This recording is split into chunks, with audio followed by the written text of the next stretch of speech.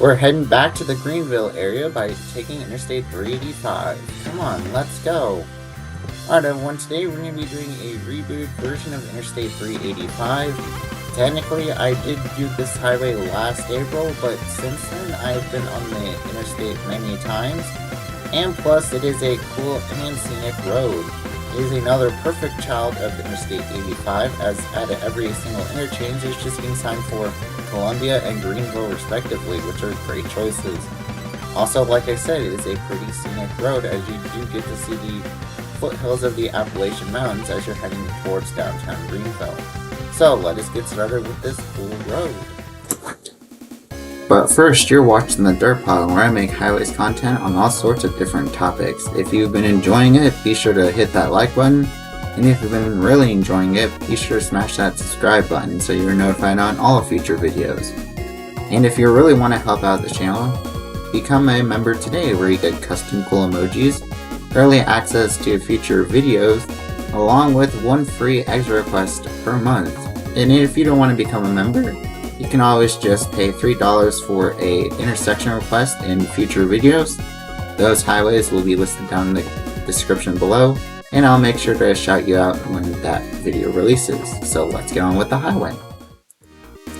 As you can see here, this is the map of Interstate 385 as it runs from the junction of Interstate 26 outside of Clinton, South Carolina, all the way up to downtown Greenville at a junction with US Highway 276.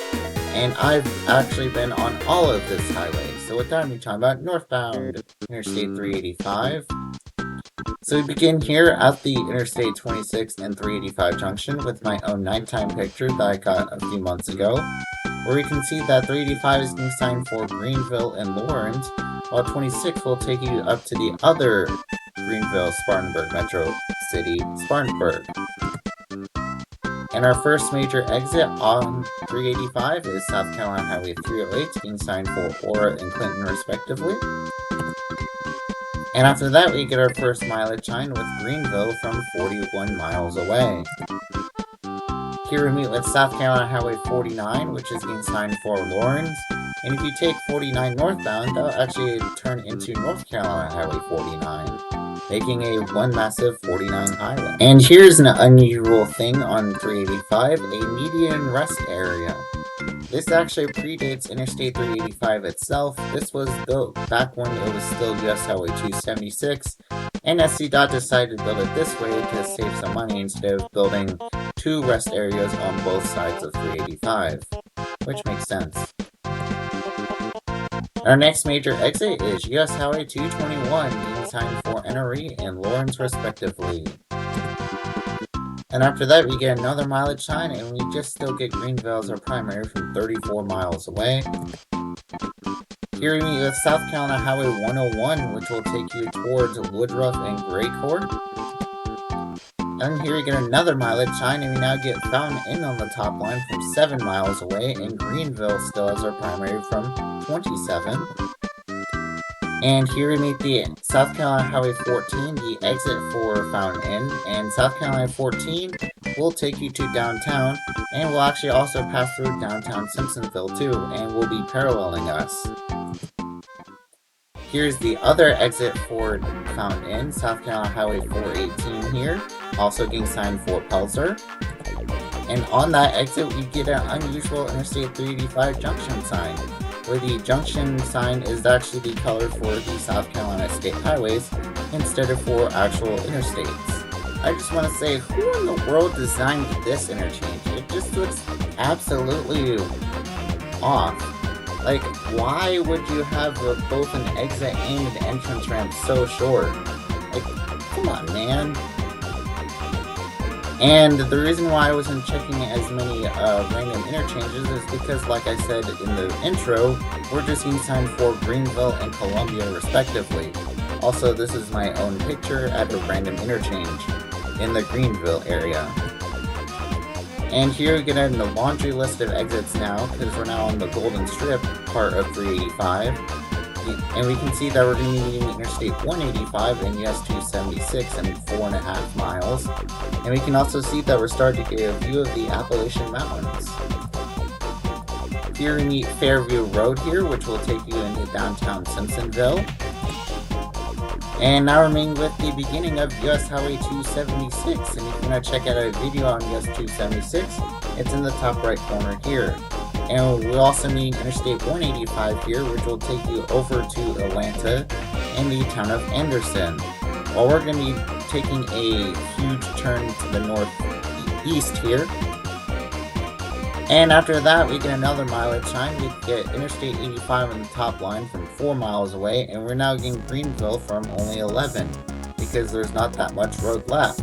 And here's that said exit with Interstate 85, and we also get a long distributor ramp for exit 35 for South Carolina Highway 146, also known as Woodruff Road.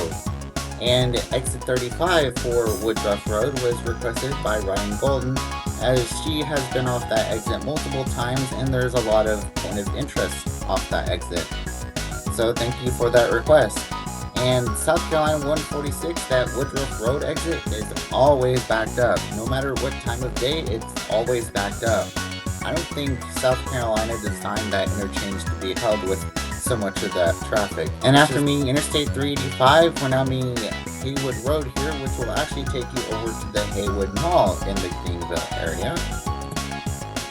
And then now we get an even better view of the foothills of the Appalachian Mountains, as we're going to be taking another turn, this time to the west, to head into downtown Greenville. And our second to last major exit is South Carolina Highway 291 here, which is just in the Kentucky treatment of Pleasantburg Drive. And then we end here at US Highway 276, which is being signed for Traveler's Rest. And 385 technically ends here, but we're going to be continuing north of here because Business 385 starts at this exit as well. And here we get a freeway end sign, and we now just become a surface street as we're now on hidden Interstate 385 Business. And here's my own picture of 385 Business meeting US Highway 123, its eastern terminus. And then shortly up the road, we end at US Highway 29, which will take you back to Interstate 85 and 185 respectively. So with that, we're going to be turning around and doing southbound Interstate 385. So we begin here on US 29 itself, where we have a 2 Interstate 385 shield here, which is good. And after following Business 385, we begin here at US Highway 276. And it looks like that US 276 is just been signed for Lawrence Road instead of Traveler's Rest. Strange. And here we now get 385 getting signed for Spartanburg and Columbia. Spartanburg is on there because of Interstate 85. And here's that exit with South Carolina Highway 291 once again, as we're going to be taking a curve to the south now. And here we meet Roper Mountain Road, the exit before Interstate 85 proper. And unlike 146, it is not a long distributed collector ramp, sadly. And here's my own picture of the 385 and 85 exit, as 85 has been signed for Atlanta and Spartanburg respectively, while we're just being solely south for Columbia now. And our next mileage sign, we get Lawrence on the top line and Columbia from 93 miles away. It's strange how SCDOT is skipping all of the Greenville suburbs and just signing Lawrence. Here we meet with Interstate 185 being signed for Atlanta as well, along with South Carolina Highway 417 being signed for Simpsonville, while we're still being signed south for Columbia still. And here we meet the southern terminus of US Highway 276, and it just gets a couple of Kentucky treatments, which kind of makes sense because why would you be going back onto 276 to head back into downtown Greenville? And always down the road, we get this laundry list of exit/mileage sign, because you can see that Interstate 26 is being mentioned here, but this looks like absolutely terrible. So I'm going to do a little bit of magic to fix it up to see what it should look like. Ta-da! I fixed it. Now we're meeting with South Carolina Highway 418 once again. being signed for Fort Shoals this time instead of Pelzer, along with Fountain Inn. Interesting. Anyways, down the road, South Carolina 14 actually joined us at exit 22, and here's it splitting off from 385 at exit 19 here, being signed for Great Court and Lawrence. In our next mileage chime, we get Columbia still as our primary from 76 miles away. And now we meet with US Highway 221, getting signed the same things that we saw in northbound 385, Lawrence and Emery.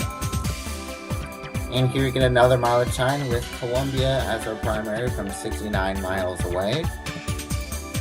And then always down the road, we are meeting our last exit here, South Carolina Highway 308, which is getting signed the same thing that we saw on northbound 385.